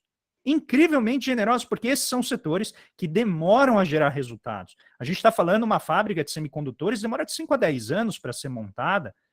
Então, eu acho que num contexto em que a gente precisa planejar a saída da economia de uma crise, mas também entrar com um pé que nos permita uma inserção externa, novamente, atendendo aos anseios de soberania, de segurança econômica, sanitária, energética, e também, claro, a questão ambiental, que a gente consiga inovar. E a minha preocupação é se dá para fazer isso, né, sem uma capacidade de coordenação envolvendo Estado, sociedade civil e mercado e setor privado, que vá além da agenda que está posta hoje. Na minha visão, não dá. A gente vai ter que sentar para conversar com os diferentes setores, mapear isso, já tem ferramentas, né? Obviamente, eu sou puxar a sardinha para o meu lado, mas eu acho que essa área emergente da complexidade permite identificar várias possibilidades de expansão. Eu cito uma delas aqui apenas para não estender demais, que é o nosso SUS, nosso Sistema Único de Saúde. A gente tem capacidades ali que podem ser germinadas e fertilizadas de uma maneira a tornar o Brasil realmente um ator muito mais relevante na área da saúde do que ele é hoje. E não apenas na produção de serviços básicos, mas também em competência tecnológica, desde programação de testes clínicos até uma ferramenta ou tecnologia de como fazer vacinação em massa, que isso pode ser necessariamente exportado como um serviço. Então, existem capacidades, mas a minha impressão é que sem coordenação, e aí eu concordo, vai ter problemas de economia política e mesmo problemas de planejamento. Eu acho que é inevitável a gente fazer esta revolução que você mencionou. Ok. Samuel. Então, eu acho assim, André, na questão da educação, a gente sabe que a educação gera ganho de salário, ela reduz a informalidade e ela reduz a taxa de desemprego. Acho que são fatos estilizados. Então, mesmo que tenha o problema da estrutura produtiva, o investimento se mostra rentável e vale a pena. Com relação à construção de um modelo de inovação, eu acho que a gente tem que entender por que não está funcionando. Porque, como eu falei, assim, o Brasil não é neoliberal. A gente não é o Chile. A gente tem as FAPESPs, cada estado tem a sua. A gente tem a FINEP. A gente tem BNDES. A gente tem a Embrapa. A gente tem já uma série de órgãos públicos que são desenhados para isso. Quando eu era assessor do Tasso, a gente aprovou, e com voto da bancada do PSDB, inclusive, a Lei do Bem e a Lei da Inovação. Então, foi feita muita coisa. A gente gastou muito dinheiro no período das vacas gordas. A gente parou de gastar dinheiro agora porque o dinheiro acabou. O país tem um déficit público, tem uma dívida, a gente tem que resolver esse problema. Quando nós construirmos novamente uma sanidade fiscal, a gente vai voltar a gastar. E aí a gente já tem um monte de instituições. Não é que é um país liberal, que é tudo privado. Não, a gente tem um Estado, tem um monte de órgãos. A questão é assim, por que esse negócio não funciona? Por que eu gasto esse dinheiro, tenho todas essas estruturas, e eu olho o setor público brasileiro como inovação, com esforço de inovação, com proporção do PIB, ele gasta o que os outros países gastam, e o setor privado não gasta. A gente tem que ter um diagnóstico, senão eu vou ficar gastando dinheiro e não vai ter resultado. Então, eu digo, nós não somos liberais, nós temos muitas estruturas públicas que já são construídas, que estão no orçamento e que geram gasto público e que tem pessoal, e a gente tem que entender por que esse negócio não está funcionando. Então, acho que aí o ônus é para a sua turma, vocês têm que estudar isso, tem que estudar. Outro dia eu participei de uma live dessa e um professor ficou muito irritado comigo, quase que me xingou no e-mail. Eu disse, não tem problema, eu não sou dogmático. Agora, me manda o elenco de experiências que deram errado, o elenco de experiências que deram certo. Esse professor alegava que, por exemplo, a política de substituição de importação recentemente na produção de usinas eólicas foi um sucesso, não conhece essa experiência. A gente sabe que a Embraer é difícil fazer uma conta com taxa em torno, fazer uma conta de taxa interna de retorno, mas o desenho parece que funcionou. Então, tem experiências que deram certo, em Embrapa deram certo, tem experiências que deram errado. Então, a gente tem que ter o inventário das experiências, fatos estilizados do que deu certo, fatos estilizados do que deu errado, e algum conjunto de protocolos para orientar a política pública. E a gente já tem estrutura demais, a gente já gasta dinheiro com isso. E quando a gente olha no longo prazo, o Estado brasileiro não gasta pouco em P&D. Quem gasta pouco em P&D é o setor privado. Então, tem alguma coisa na comunicação dos dois que está faltando. E a gente tinha esse diagnóstico lá nos anos 2000. A aprovação da Lei do Bem e da Lei de Inovação, em 2004, tinha este objetivo. Aparentemente, não funcionou. Por que não? Não sei. Eu, outro dia, encontrei um advogado administrativista bom. Eu disse, peguei Carlos Ari Sunfeld. Perguntei, Carlos, me conte, por que a Lei de Inovação não pegou? É uma pergunta assim, razoável, porque eu era assessor e a gente estava entusiasmado com a lei, e eu fiz o parecer favorável àquela lei em 2004, o senador Tato aprovou, ajudou a aprovar aquela lei. A gente pensava que aquela lei ia permitir um novo tipo de engate de relacionamento das universidades federais com o setor privado. Temos que lembrar que nós temos uma enorme rede de universidades públicas, não são poucas. Tem um orçamento para as escolas superiores. Então, a gente gasta o dinheiro. A pergunta é por que não engatou? O diagnóstico do Carlos é que ele acha que a lei ficou muito mal redigida e aí o TCU bloqueou um monte de coisa, a coisa não andou. Não sei se é esse, mas esse é um tema que a gente tem que tratar. Quer dizer, eu acho que essas coisas, quando a gente sai das grandes frases ou das grandes questões e a gente vai para a cozinha de pegar política e política, avaliar, primeiro, as discordâncias ficam muito menores, né? Porque não estamos discutindo tese. Estamos discutindo uma questão específica. Foi feita uma lei para fazer com que toda uma estrutura gigantesca que o país tem de escolas públicas federais e universidades públicas federais e estaduais criasse mecanismos para que essas universidades e os pesquisadores, os engenheiros, conseguissem dialogar com o setor privado e aumentar o progresso tecnológico no país, a inovação. E não aconteceu. Então, eu acho que a gente tem que entender onde que está travando, ter um diagnóstico e aí fazer as medidas necessárias. Mas eu acho que, como em geral no Brasil acontece, o problema é muito menos de falta de dinheiro.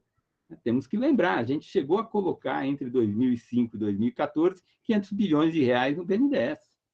Gente, é coisa dessa, é muito dinheiro, foi quase 15%, 14% do PIB para a gente fazer uma política industrial e não teve resultados positivos. E eu participei de um artigo escrito junto com outros colegas do BNDES. A gente fez uma avaliação. Eu não estou dizendo que foi roubo, não. Eu nunca entrei nessa história de roubalheira, tal. Nunca entrei. Pode pegar as minhas colunas, tal. Nunca foi esse meu tema. Agora, não teve um retorno compatível com o custo social. A gente tem que entender isso. Então, eu acho que esses são os temas. Me alonguei mais. Obrigado pela atenção de vocês. Bom, Fausto, nós temos alguns minutos para o prazo protocolar. Era o caso de, então, passar para as perguntas que o pessoal fez, que você vai coordenar, mas eu acho que ainda podia dar 3 minutos para cada um dos dois dar uma finalizada, dar uma mensagem geral. Que tal? Acho interessante. A mensagem geral, a gente pode encaminhar a pergunta que você fez para nós, Paulo. Tá bom. Bom, mas é que são agora, Samuel, são perguntas do pessoal que está da audiência do debate. E isso é com o Fausto, que ele que está ali reunindo. Eu estou vendo aqui que tem algumas, o Fausto talvez possa juntar. Claro. Tem 4 ou 5, tem meia dúzia delas, talvez o Fausto possa juntar em 2. Isso. E aí a gente vê cada um rapidinho, né? A essa altura, as respostas, tá bom? Perfeito. Então, assim, eu até pela oportunidade de que hoje houve uma polêmica na rede social preferida dos economistas, que é o Twitter, a respeito do problema cambial e do seu impacto potencial sobre o desenvolvimento industrial presente visando crescimentos no futuro, apareceu uma pergunta que é uma pergunta recorrente aqui no Grupo Brasil Primeiro a respeito da taxa de câmbio e a sua trajetória de futuro. O câmbio hoje está a 4,70. Uma série de indústrias exportadoras começam a ter prejuízo. Como cada um vê essa situação? E aí eu quero amarrar um contexto talvez menos pontual do câmbio especificamente, mas que é o seguinte: todo mundo sabe que indústrias e empresas em geral que não têm lucratividade não conseguem ter capital de giro suficiente para investir. Acontece que os investimentos industriais costumam precisar de complementação de investimentos públicos, e as regras fiscais brasileiras, como diz aqui o Demian, também estão muito amarradas no contexto atual. Dado que existe uma necessidade, segundo o professor Samuel, de fazer uma certa contenção fiscal para gerar, imagino que credibilidade, etc., né? Como é que fica essa questão junto com, né, uma trajetória futura de câmbio que, segundo a outra pergunta, pode acabar com a lucratividade imediata das empresas industriais exportadoras? Então, passaria, não sei quem quer responder primeiro, acho que Samuel, que está colocado na tela aí na figura maior, pode começar, por favor. Olha, eu acho que câmbio tem 2 questões. Tem o nível médio do câmbio e tem a alta volatilidade do câmbio no Brasil. A gente tem evidências que a alta volatilidade no câmbio no Brasil, acabei de escrever um capítulo com meu colega do IBRE, Braulio Borges, vai sair numa coletânea organizada pelo Marcos Mendes, está muito associado ao regime de política fiscal nossa. Nossa política fiscal é muito procíclica. Como a política fiscal é muito procíclica, ela reforça os movimentos do câmbio. Então, se nós conseguirmos avançar e caminharmos em direção a regras fiscais mais contracíclicas, e o Chile as tem, então, não estou falando da Alemanha, estou falando de um país vizinho aqui, mais ou menos, que compartilha o mesmo conjunto de valores, está em estágio de desenvolvimento mais ou menos parecido ao nosso, a gente vai ter um câmbio muito menos volátil. Eu acho que a redução da volatilidade do câmbio está muito associado a uma regra fiscal contracíclica e não procíclica, como a gente, em geral, teve desde a Lei de Responsabilidade Fiscal, que era uma regra muito procíclica. O nível médio do câmbio, meu ponto é que essa é uma decisão da sociedade. O Brasil sempre vai ter um câmbio mais valorizado porque a gente escolheu ter uma taxa de poupança baixa. A gente que poupa pouco, o câmbio é mais valorizado. A gente que poupa muito, asiáticos em geral, o câmbio é mais desvalorizado. Então, a menos que nós mudemos a nossa economia política, eu não vejo como resolver isso. Não é uma questão técnica. O câmbio não é uma questão técnica. Tem uma economia política por trás dele. Regras fiscais. Eu não acho que a contenção fiscal que a gente vai ter que continuar fazendo é para conseguir credibilidade. Acho que a contenção fiscal para a gente ter solvência do setor público, solvência sem inflação. A gente sabe que o setor público emite dívida na sua própria moeda, mas você tem uma solução por inflação.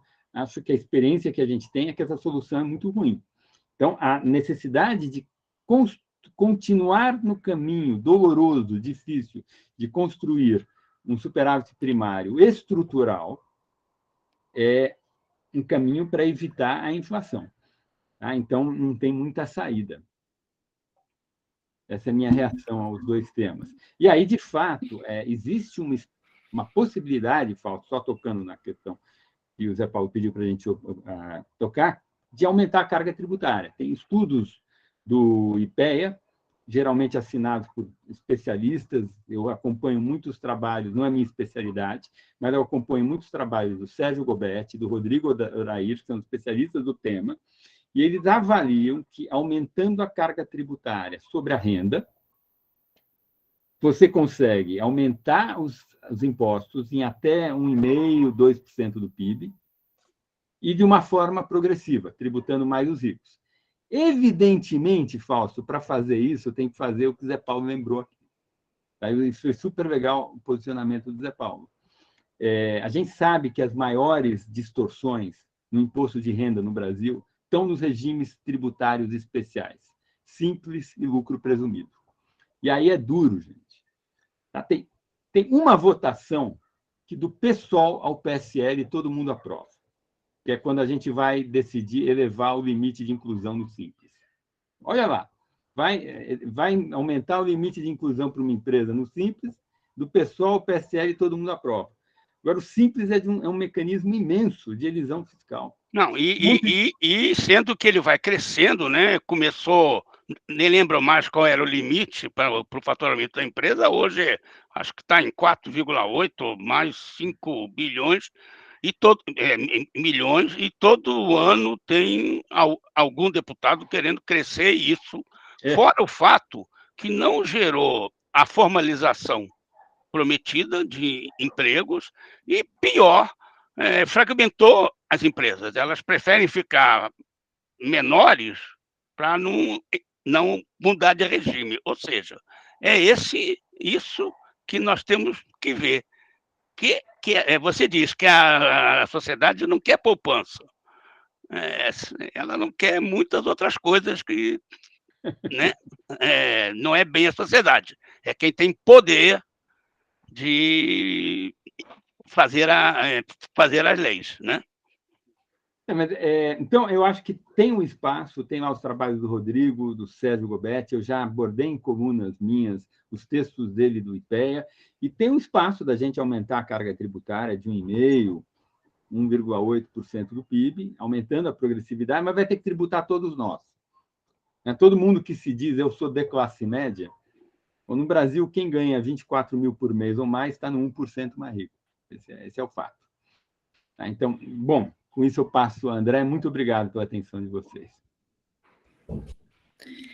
Bom, eu, obviamente, nesse ponto, acho que eu concordei com o Samuel quando ele falou que política industrial enfrenta um problema de economia política, e eu queria desafiar o Samuel a também concordar comigo que o problema da taxa de câmbio e também da política monetária e fiscal também tem um problema de economia política, que é uma fortíssima influência do setor financeiro nos rumos dessas políticas. Eu não acho que elas são apenas políticas técnicas, eu não acho que existem, né, muitos patamares e limiares que muitas vezes são colocados. Então eu queria reagir à fala dele, colocando que pelo fato de nós sermos uma economia subdesenvolvida, periférica, dentro do sistema internacional, que não tem uma moeda de reserva internacional, a nossa taxa de câmbio é também fortemente influenciada por fluxos de capital, que acabam atendendo aos mais diversos tipos de tendências e pressões que ocorrem, né, mundo afora, e isso gera uma volatilidade maior. Tem estudos também que mostram, como o Samuel mencionou, que a taxa de câmbio brasileira é incrivelmente volátil. Então, eu concordo com ele que ela deveria ser estável, e essa é a pergunta de talvez de 380 bilhões de dólares, que é as nossas reservas, que é como estabilizar uma taxa de câmbio num país que é periférico e que está sujeito, né, à dinâmica financeira internacional. Tem vários trabalhos, né, da Ray mostrando o ciclo internacional de capitais, o ciclo internacional de crédito. Então, eu gostaria de concordar que se a gente mantivesse as contas em ordem, que a nossa taxa de câmbio seria mais estável. Mas eu acho que, nesse caso, é muito difícil acreditar que isso vai acontecer, muito embora os estudos possam mostrar que você melhorar o fiscal possa melhorar a estabilidade do câmbio. Mas eu acho que isso não elimina o fato de que a gente é muito mais reflexivo nesse sentido do que proativo. O segundo ponto que eu acho que afeta bastante a economia política da taxa de câmbio é a própria dinâmica do regime de metas de inflação, que por conta desta economia política, da influência do setor financeiro, dos operadores de mercado, acaba gerando uma excessiva responsividade, reação à inflação, que, no meu entender, é sempre, ou grande parte das vezes, fortemente afetada por pressões de custo ou pressões administrativas, que vêm da indexação de vários contratos básicos de utilidades públicas no Brasil, que muitas vezes sofrem influência de taxa de câmbio, sem mencionar preço de aluguel, que ainda no Brasil tem uma indexação informal forte, no caso até do setor formalmente colocada nos contratos de aluguel, que fazem com que o Banco Central sistematicamente tenha que deixar a taxa de juros mais elevada, e isso tem um forte papel em atrair capitais externos, né, o carry trade, e isso tende a gerar, é uma das forças que gera essa tendência sobre a apreciação do câmbio. Então, na minha visão, e aqui eu não vou, né, pregar nada revolucionário, como eliminar o regime de metas de inflação e tal, nem acho que esse seja o caminho. Eu acho que tem formas de o Brasil atualizar o regime de metas de inflação, sem querer fazer novamente propaganda, mas no Bidenomics nos trópicos, o Braulio Borges, que o próprio Samuel citou como coautor dele num artigo, ele tem um capítulo sobre o regime de metas de inflação, sobre a política monetária, né, e ele vai explorar, por exemplo, por que o regime de metas de inflação nunca foi atualizado no Brasil na sua institucionalidade, quando vários países já fizeram, desde desenvolver índices, né, que consideram, eliminam, na verdade, esses choques exógenos de energia e alimentação, que aqui no Brasil, se você falar isso, já vai lembrar aquela ideia de ficar manipulando o índice e tal. Depois, estender o horizonte relevante da política monetária, que poderia ser instituído, e novamente, não o é, na minha visão, por uma questão de economia política. Como fazer, eu também não sei, tá? Mas eu acho que tem aspectos de economia política aqui muito relevantes. E, finalmente, né, uma outra possibilidade, né, que se analisa é usar, eventualmente, uma média de inflação. Se alguns elementos desses, ou todos, ou uma parte, pudesse ser incorporado num debate que não fosse tão refratário a mexer, porque o regime de metas de inflação ele se tornou um totem no Brasil. Qualquer tentativa, eu não estou falando do Samuel aqui, nem de ninguém que defenda o regime, eu estou dizendo no plano da imprensa, no plano da economia política, você mencionar fazer uma adaptação desse sistema para seguir regras internacionais, gera uma reação incrivelmente intensa que bloqueia, na minha visão, uma adaptação institucional que poderia, no médio e longo prazo, atenuar esse problema da nossa taxa de câmbio, junto com, no meu entender, outras variáveis. Então, queria deixar essa provocação, não sei se o Samuel quer responder rapidamente, não sei nem se tem tempo, né, talvez a gente tenha que levar isso para outro espaço. Mas agradeço, Zé, e a todo mundo aqui que compartilhou as suas ideias, as perguntas com a gente. Zé Paulo, eu vou tomar a liberdade de conceder ao Samuel, se ele quiser, uns 2 minutinhos finais, tá bom, Samuel? Claro, por causa de você reagir a esse específico ponto que o André levantou. Porque eu acho que aí tem uma divergência clara, talvez uma divergência maior que apareceu entre nós. Uhum. Eu não vejo no regime de meta de inflação o grande problema nosso. Eu acho que essa é uma maquineta que está funcionando. Concordo com o André, concordo com o Braulio, que tem mecanismos de melhorá-lo, mas lembro que na lei que foi aprovada agora, que concedeu independência ao Banco Central, foi colocada nos objetivos do Banco Central como um objetivo subsidiário a suavização do ciclo. A suavização do ciclo ele entrou lá como um substituto de usar, em vez do índice cheio, usar para monitorar o modelo de metas de inflação, um núcleo de inflação que expurga dos choques de oferta. Então, uma maneira de você tratar isso é dizer, olha, o Banco Central ele tem uma meta inflacionária, mas tem um objetivo subsidiário de suavizar o ciclo. E, ao fazer isto, ele estaria, na prática, se comportando como se o índice que ele está perseguindo, como mecanismo operacional, seria um índice expurgado dos choques. Acho que é interessante a gente sair do ano calendário, acho que é uma mudança que, em algum momento, a gente vai caminhar, mas eu não vejo esse um grande problema. Por exemplo, a gente está sofrendo choques imensos e a política monetária ela está deixando, ela está acomodando. A gente teve inflação ano passado de 10%, esse ano, provavelmente, a inflação vai ser 7,5%, e a gente talvez convirja para a meta o ano que vem, talvez a gente vai convergir para a meta só em 24. Então, o sistema está mostrando uma enorme flexibilidade. Não tem nenhuma coisa muito ortodoxa aqui. Ele está acomodando choques, ele está subindo juros para suavizar o ciclo. E ele não está respondendo integralmente, tanto é que nós vamos ter provavelmente 3 anos seguidos com inflação acima da meta, e inflação, inclusive, mais alta do que a inflação observada nos nossos vizinhos aqui. Então, eu não vejo esse nível de ortodoxia na operação do regime de meta de inflação. Inclusive, se nós olharmos nos últimos 30, 20 anos, desde que o regime de meta de inflação foi instituído, a gente mais teve inflação acima da meta do que inflação abaixo da meta. Então, mesmo com esse regime, só para a gente ver que ele não tem nenhuma ortodoxia, ele errou mais para um lado do que para o outro. Os erros não foram simétricos. E sempre é no sentido de mais inflação do que menos. Então, eu não consigo enxergar essa ortodoxia que o André enxerga.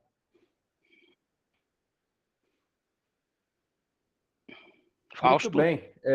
Então, acho que a gente pode dar por encerrado aqui. Acho que dilatamos em 10 minutos o prazo da primeira mesa. Eu só queria fazer um último comentário, 2 comentários. Primeiro, que a mesa reunida pelo Fausto prova que a diversidade de opiniões é fundamental para o debate, coisa que não acontece, já foi pior, mas ainda é muito fraco no meu campo, que é a imprensa. Já foi pior e está um pouquinho melhor. As redes sociais, esse é um lado bom, mostraram alguns invisíveis, não mainstream, e o espaço foi um pouquinho aberto, mas ainda é muito desequilibrado, e o debate, quando não é interditado, olha como a gente viu hoje, a gente vai até longe. Começamos com o país que queremos, fomos falar de política industrial, terminamos no tripé econômico, nas metas de inflação. Sinal de que temos muito trabalho pela frente e seria melhor que isso fosse feito com as cabeças divergentes, civilizadamente, trocando ideias, procurando um consenso nacional. Era só isso, Fausto. É com você. Obrigado, José Paulo. Foi uma honra ter você aqui. Eu sou um admirador, sou um colega seu e admirador seu, leitor de longa data já, das suas colunas sobre economia, com as quais aprendo sempre. Professor Samuel, também muito obrigado pela presença aqui no nosso debate. André, meu amigo, meu grande companheiro de sempre, também professor informal da minha compreensão de economia como jornalista, muito obrigado por ter vindo. O Grupo Brasil Primeiro está muito feliz de organizar esse seminário. Que país queremos é uma pergunta mais do que pertinente, é uma pergunta necessária. O Brasil está indo para um ano eleitoral especialmente dramático, em que discutir os temas de longo prazo vai sim fazer toda a diferença, e é isso que a gente está se propondo aqui. Eu quero convidá-los, todos e todas, às próximas mesas de debate. Agora, às 6h30 da tarde, vamos começar um debate sobre perspectivas para a indústria brasileira, já mais entrado dentro do assunto industrial. Então, todos absolutamente convidados, todos receberam nos seus e-mails aí os links de acesso. Desse debate, então, participarão o professor Nelson Marconi, da Fundação Getúlio Vargas de São Paulo, e o professor e presidente do Conselho Federal de Economia, o Antônio Correia Lacerda. Nesse caso, eu estarei na mediação.